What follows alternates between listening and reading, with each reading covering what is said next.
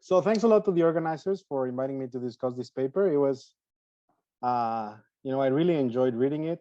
As Carlos said, it was challenging. At some points, it took more time than I expected to actually understand a bunch of stuff. But I really like the paper. I really enjoyed it, and I think it really its contribution cannot be understated. Um, so here's the entire paper in one slide. So my discussion is going to be very different than Carlos, because Carlos did a great job explaining the model much more carefully. And I'm going to go straight into other issues. So what the paper does is basically what the authors are trying to do is study the implications of trade and productivity dynamics for the evolution of the aggregate economy after sudden stops. Why do we care about this? Well, as Felipe very nicely pointed out, but also Carlos mentioned, is that we know that after sudden stops, the measured TFP recovers slowly. If you think about basically the solar residual, and this drives a lot of these sluggish recoveries after sudden stops, making these shocks quite persistent. And really, what we want to, there's been an entire literature trying to understand and unpack the drivers driving this slow recovery. And not only do we want to unpack those drivers, but we also want to, it's interesting because we want to try to identify policies that might be useful in order to, accelerate recoveries after these sudden stop episodes. So how do they do it in the paper? And so they're going to propose this framework, which is a big framework that encompasses a bunch of different mechanisms that it's going to allow them to study sudden stops in which the trade dynamics and productivity dynamics matter. And they're basically going to bring, as Felipe pretty nicely explained, they bring together three strands of the literature. I would say they bring together three strands of the literature, but then extend one of those in order to be able to talk about exports. And in that sense, so first, the whole innovation through firm dynamics literature, in which Felipe has this very nice paper with Sina. Then, of course, they they breach that framework with endogenous sudden stops literature. In particular, their paper does it very similarly to Enrique's work. And then on top of that, they're going to basically extend the innovation part of the model in order to be able to talk about export dynamics and trade. And once they propose that framework, they calibrate the model. When they calibrate the model, they're going to exploit some key micro moments of this very nice data that they have access to. And then they're going to use some other micro moments in the data to validate the model. By the way, I think this data is incredible. I think it's great, and it allows them to really, say this model is pretty good in terms of understanding what's going on in the relationship between firms and products. And then the way they're going to analyze and derive their main results is through this event window analysis around sudden stops, and then they do some counterfactual analysis.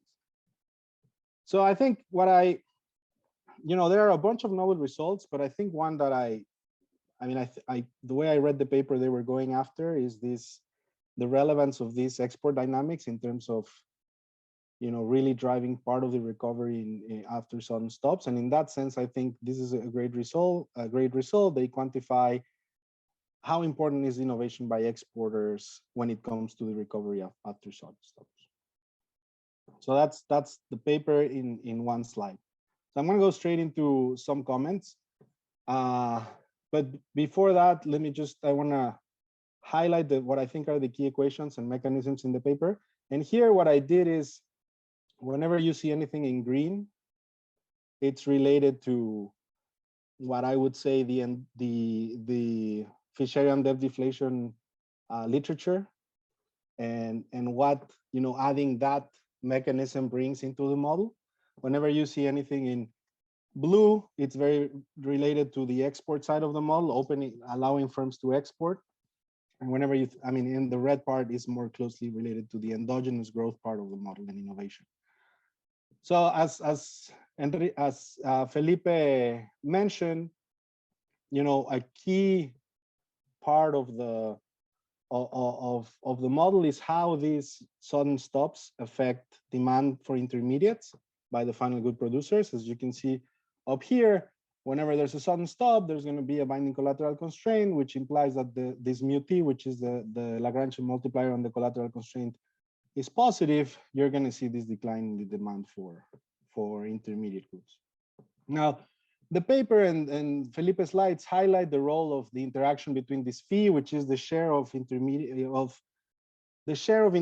that you need to use as working capital, and the binding collateral constraint. But even if you don't have that, there's still gonna be an effect of the Fisherian debt deflation mechanism working in pretty much the same way, but through total output of the tradable final good. That's why I'm also highlighting in green this part here. And we know from Enrique's work that having this working capital really helps out in terms of, having the model kind of match certain moments in the data, but in general, the mechanism still, the interaction between this demand and sudden stops, endogenous sudden stops, is still going to be there. What happens then is that basically if you derive the profits of the firms for the exporters and domestic producers, as Felipe nicely mentioned, then you see here how these endogenous sudden stops are going to affect the profits of these firms. But when it comes to the profits of the exporting firms and the profits that they make from selling goods abroad, really what matters is this exchange rate mechanism that Felipe emphasized. Not only the exchange rate, but also, it matters that, given the small open economy assumption, this total demand by foreigners is also fixed, right? And here, I think Felipe did a great job in explaining how this basically summarizes the real exchange rate effects in the slides. In the paper, as Carlos mentioned, I think it would be nice to have a much clearer explanation of the mechanism here. Now, so here, this is where I think the newest part of the framework comes in. It's really allowing these firms to make export decisions, and in particular innovate in order to be able to export. And then there's the innovation decisions, which I'm basically just putting this. I'm just writing these first order conditions here because they basically pin down the investment in innovation, which is going to determine the arrival rate of this opportunity to innovate. And that's why this is here in red. And so in the end, I think these are basically the equations that are going to summarize the main mechanisms in the paper. Now, there's still firm entry and exit, which I didn't write anything about that here, but there's a reason why I didn't do that, and I'm going to talk about that in a second.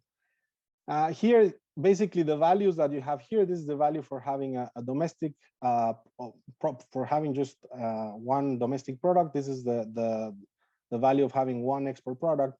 This is basically tightly linked to the profits here and profits here, right? So this and the innovation decisions are going to be very tightly linked. The ones for domestic innovation tightly linked to the profits up here, and the ones down here I'm going to be very tightly linked to this. That's why when you have the sudden stop and profits for foreign sales are not going to go down that much, then basically you're going to see not a big effect on innovation by exporting firms. So those are basically the way I understood how the main mechanisms interact in the model. Okay, so let me jump straight to the comment. So my first comment is related to trade dynamics. Given that I write a bunch of papers on trade, I had to say something about this. And I think it would be nice that the trade literature has emphasized a lot the gains, TFP gains, or measured TFP gains from firm selection, right? So if you think about the typical Melitz model, and also the way Alessandria has exploited basically this selection using costs and other papers, it's basically about these more productive firms self-selecting into exporting. And I think some of that is also going on in this paper. I'm not saying that that's not present, but it's not exactly like that. But you basically, I mean, some firms are gonna decide to innovate more. This is just the basic mechanism. I'm basically, I took this figure from Alessandro and Choi, who basically embed this election mechanism into an IRBC model. And what you see basically is the way we trade economists usually think about these forces is, if you think about non-exporting firm, and the x-axis here, I forgot it's basically that the productivity of the firm, the efficiency of the firm. So for more efficient firms, you have that the dotted blue line is just the value of the firm is increasing in efficiency, right? And now when a firm decides to export, it's gonna have to pay a sunk cost, and that's basically gonna shift the curve down.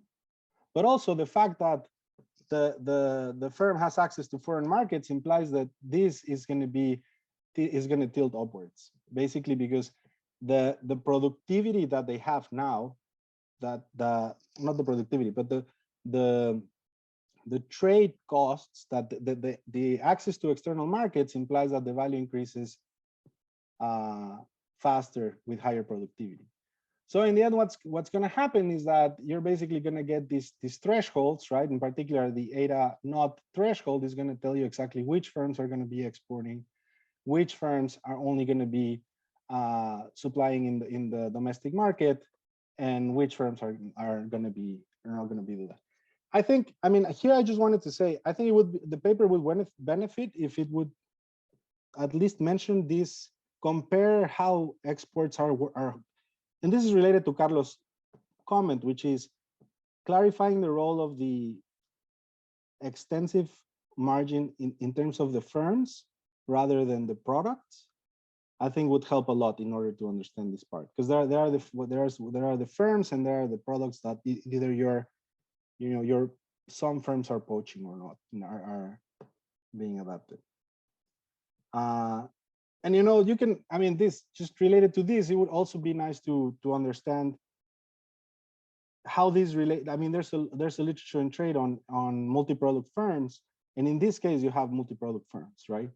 And I mean, there's actually this very nice paper where they look at multi-product firms after large devaluations in the AEJ economic policy, and they, you have this data, which is so nice, and thinking about that, you would be able to talk a lot about these issues. At least some more comments on this would be nice. Now, my second comment is about the role of the Fisher and debt deflation.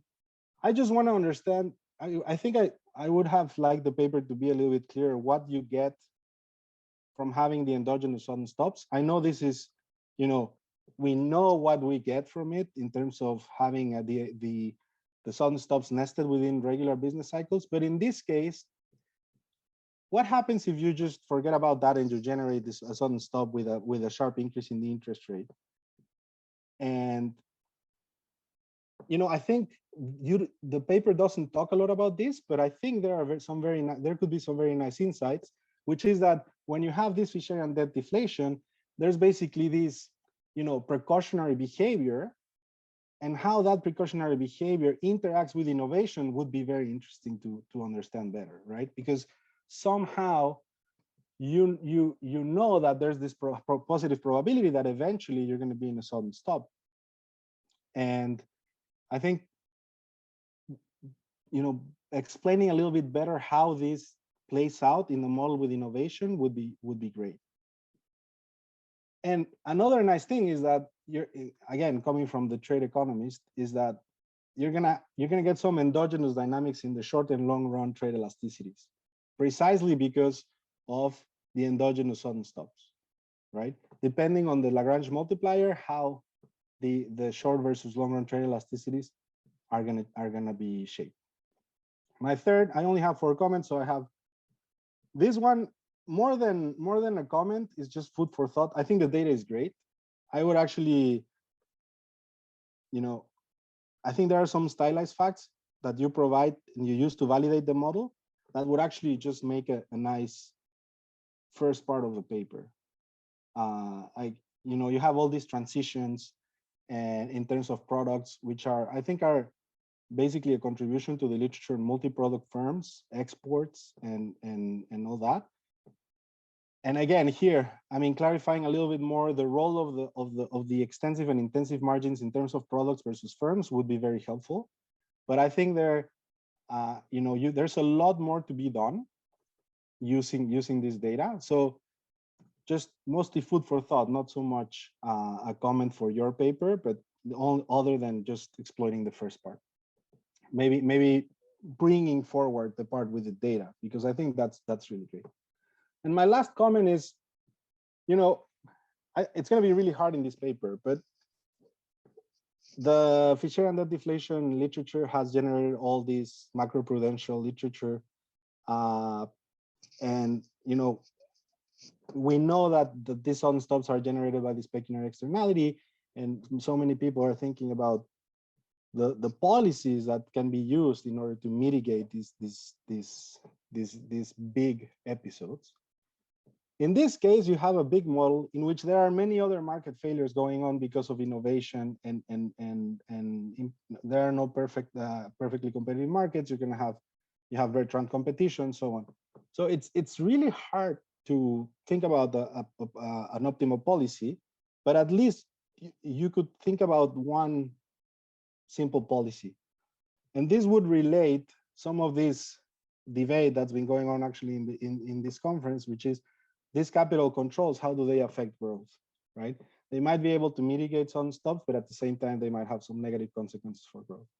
And if you just think about, there's this paper by Chiang Mai in the JIE where he does it in a very simple model, but you can think much more about, the quantitative relevance of this. Think about just a tax on borrowing, on international borrowing or something like that.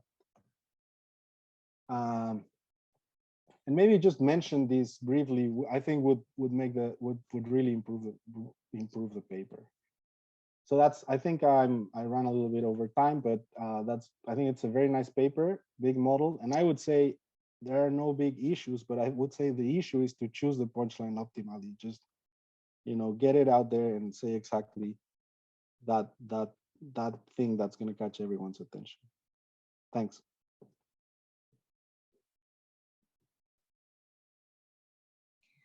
Okay, thanks, Ricardo. I'm going to see the chat if we have some question from the variance decomposition. Could we see the contribution of foreign firms in a sudden stop scenario and the variable 80, which include the productivity of foreign firms? This is one question. We have another two. I prefer to collect the three questions and then to give you the word. So question if you want, two. Rosana, I can see the questions and I can answer, like I can see them on the chat. Okay. I can answer all three. Okay, thank you. So pick the other question. Okay, so let's start with the first one. So we could look at that variance decomposition. So in some sense, in one of the last slides, I show you for that sudden stop what happened when you set each of these components to the mean. I didn't do it for the importing. We could do that. That's I don't know exactly how it would like. What I can tell you is that the margin of exactly as Carlos was able to read it, the extensive margin moved little in terms of import. You're going to see some increase in the shares of lines that are imported, in fact, some decrease, but it's mostly the intensive margin, as Carlos was saying, what is going to drive the response of imports. And that's coming from the collapse of the internal demand. In the data, you typically see that a lot of the adjustment on impact come from construction and imports in sudden stops. So that part is, in fact, similar in the data. So the second question says, the results may vary if we assume different costs in domestic and foreign market, given the parameter chi. Okay, so the parameter chi here fulfills a very simple role. Basically now, as Carlos noticed, when you are selling in the foreign market, you are competing with the domestic guy in the foreign market. Why is that? Because that guy has the same technology, which is the old technology, that your rival in your domestic market. But the rival in the domestic market, if he wants to go there to compete with you, he has to pay this fixed cost.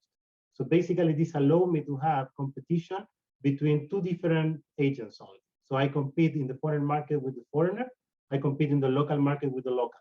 if you don't have these iceberg costs, it could be that the exchange rate channel is so powerful that it undoes the leadership.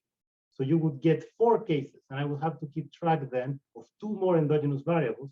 As you can tell, in a global solution, that's tricky. Now, the good news is that the chi parameter is calibrated to what the trade literature said it is, and I could cut it by half, and I would still get that it's never the case that the guy inside is able to revert the leadership of the guy outside just because of the exchange rate movement. So in that sense, the results don't depend qualitatively on chi. Of course, it's going to have a quantitative impact, and that's why we take it as we can for the literature. So that's basically the other 2 questions are the same. If you want, Rosanna, can I answer a little bit to the discussants very quickly? Yes, I am going to give you a time for answering what Ricardo and Carlos told you. Excellent. So the first thing that I want to say is thank you, because this was a very careful reading, and I think that was very clear for everyone in the audience. Most of the suggestions, maybe all, are right on point. So we have to clarify quite a bit the writing. It's always tricky. It's different between firms and products, but Carlos, you got it right. So basically, you have a fixed mass of products, and then firms steal product from each other, and then by expanding, you can change the number of firms, but the actual number of products is this mass, this unit mass of products. So that was perfect. You're right that sometimes we say replacement of new product. This has this idea that whenever I lose a product to another firm, yes, it's the same product, the same cell phone, but now it's a new cell phone that has another technology. So how do you define it? So sometimes we're loose, but you're absolutely right. Maybe we should just say product replacement and not necessarily new product, because it's, in fact, mathematically it's a replacement. In terms of the data that you were asking for replacement, I want you to think of these models of endogenous growth, especially for emerging market, as model of business. So basically, whenever somebody is able to enter and dominate a market, you have to be doing something better. So even if I'm selling the same product, I have to sell it for cheap. That's the only way that you enter. And if you do that and the market was competitive, somebody's losing market share. So maybe you're not going to have a discrete exit, Carlos, but basically, if you are able to enter and make profits, you're stealing those for somebody else. And that's basically the way I want you to think about these models. So these models are models of competition. This is not necessarily a new path in R&D. That's the way we think of this in other countries. But even in a poor country, somebody that can get a better supply chain in terms of bananas is going to have a lower marginal cost, and it's going to price out the former guy that was dominating that market. That's how I want you to think about it. With respect to the R&D data, sadly, there's no data for R&D for those years in Chile. There is survey that is a bit later. What we could do eventually is something similar to what we did with SINA, which is estimating firm level productivity and show you how firm level productivity varies with this. Alvaro Garcia, who's in Chile, has a QJE paper where he actually shows with this data. That's how we got aware of this data, that whenever you introduce a new product in terms of innovation, a firm gains 20 to 25% of productivity at the firm level estimate. So what we could do is to cite his paper, which is in fact a very careful estimation. The financial dependence part, I need to write it a little bit better, and I take all your comments about thinking of bringing some of the things up from the appendix. The macro performance of the model is not going to be as great as my paper with SINA, as Ricardo was saying, because this paper is much, the model is much simpler from a macro perspective because of this global method. And here I jump a bit to what Ricardo was saying. I agree with you that we're not emphasizing too much what we get from the endogenous stuff, but as you hinted, there is a lot of action there. Why? Because innovation is forward-looking. You're looking at expected value in the future. So whenever you're getting close to a science stop, the expectation of the multiplier binding affects you today. And in a model where science stop are black swans, like in the model that we wrote with SINA, you don't get that. And if you look at the email that you sent me, Ricardo, at some point about how we get a boom that is coming very pronounced before the science stop, a lot of that has to do with the effect that these effects are forward-looking, and people are looking at the probability or not of the science stop. These precautionary effects, if you wish. So we could try to discuss this a little bit more, but you're absolutely right. There is action coming from there. The connection with the trade literature, we could aggregate things at the firm level and show things that are a bit similar. It's hard to vary the trade elasticity here because all the magic algebra that I show you requires a given way of solving, basically. So it's hard to play with that elasticity much, but it's something that could be discussed. And the last point is well taken. So what I can tell you is that early experiment that Hidehiko did in terms of policy showed the following. We know that in a model like Mendoza-Bianchi, you get not much from a flat tax. Okay, you get some welfare gains, but it's not great. Here, a flat tax is even worse because you hurt growth in normal times. So what I can tell you is that simple policies are not great when you think about innovation.